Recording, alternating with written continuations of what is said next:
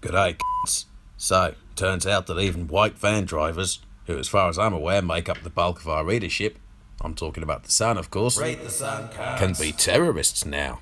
Not just that, but Darren Osborne, perpetrator of the Finsbury Park mosque attack, has even been described by a neighbour as having always been, and I quote, a complete c***.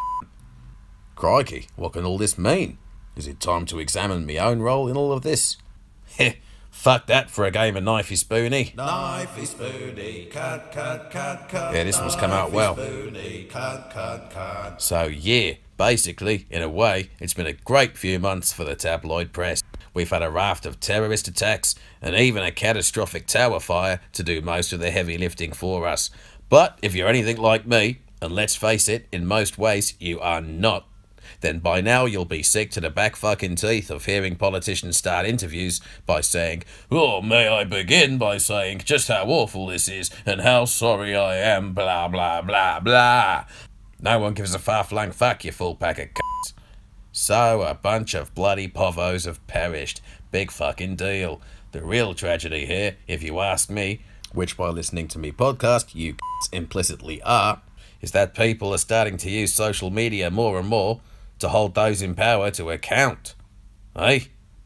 Oh, but Rupert, isn't that a positive development? I hear you bellowing from your liberal lefty wishy-washy fucking echo chambers, and you would say that because you are, by and large, c***s. Let me put it like this. Why do you think football teams have managers, eh?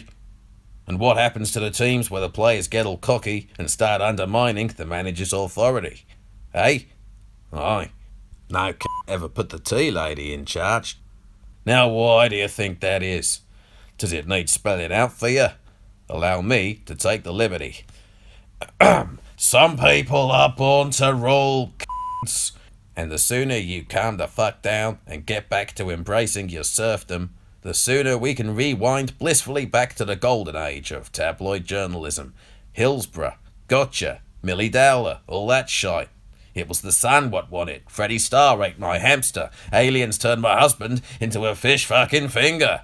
Tits on page 3. Don't you miss those days, c***s?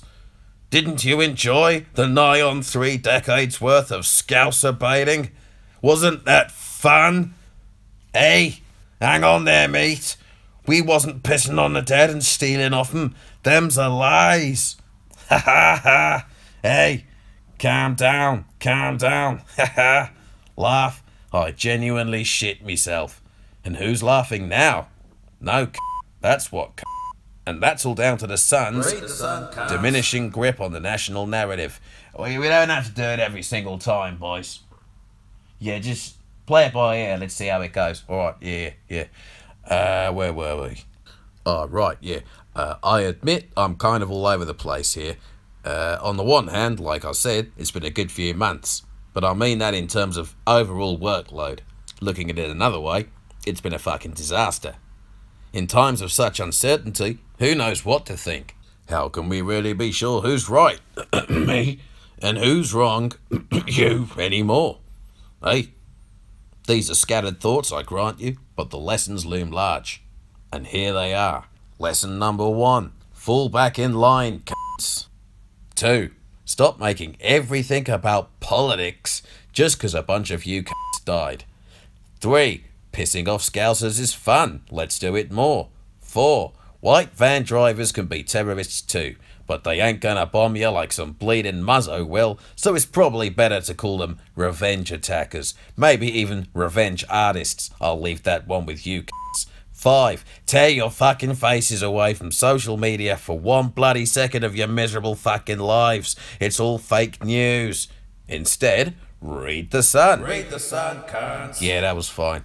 6. Brexit negotiations are ongoing, so stop talking your country down and throw your support behind everyone who's better than you, which, let's face it, is a lot of fucking people.